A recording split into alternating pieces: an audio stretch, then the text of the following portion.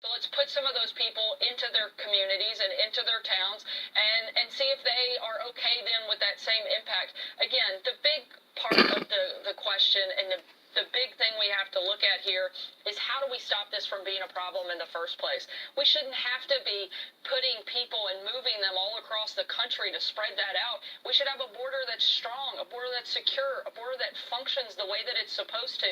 That's the president's number one priority. That's what he'd like to see happen, and that's what he'd like Democrats to work with him to solve. If they continue to be unwilling to do that, we're certainly looking at all options. Okay. I want to pick up on this specific option, though, about shipping migrants to sanctuary cities. The president tweeted last night that the government has, quote, the absolute legal right to do so.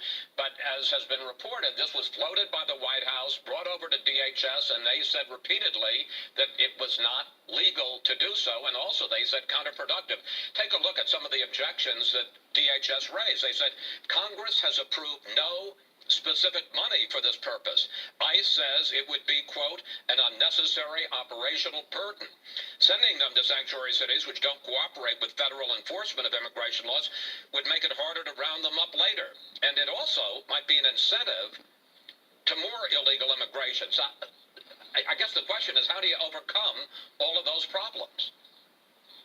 Again, nobody thinks that this is the ideal solution, but until we can fix the crisis at the border, we have to look at all options. This is one of them. Whether or not it moves forward, that's yet to be determined. This was raised at a staff level initially. With Democrats and Republicans, we have the consensus to pass comprehensive immigration reform, but the president doesn't want that to happen. Certainly, we'll take up niche issues. We have to take up issues. I hope that we could get things accomplished, but what we need is comprehensive immigration reform. And secondly, you talk about more people coming to our border, we have to deal with the reasons why migrants are migrants in the first place. And that is, don't cut off the aid to Central America. Let us work to reduce the flow out of countries. Would you agree that there's a problem with an asylum system where 3/4 of the people who come in, they're given credible fear excuses or status. They're able to stay in the country for 2 years. There's an 800,000 backlog, and then only 16%, I guess it is, 16% actually are granted asylum. Do you think there's a problem with that?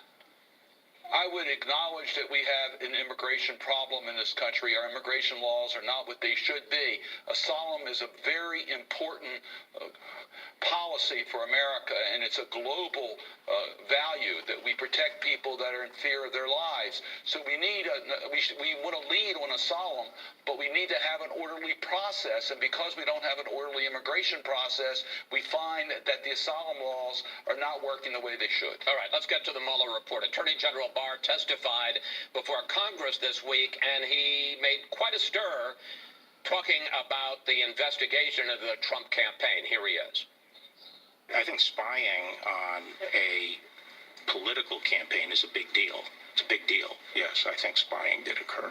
I am not saying that improper surveillance occurred. I'm saying that I am concerned about it and looking into it.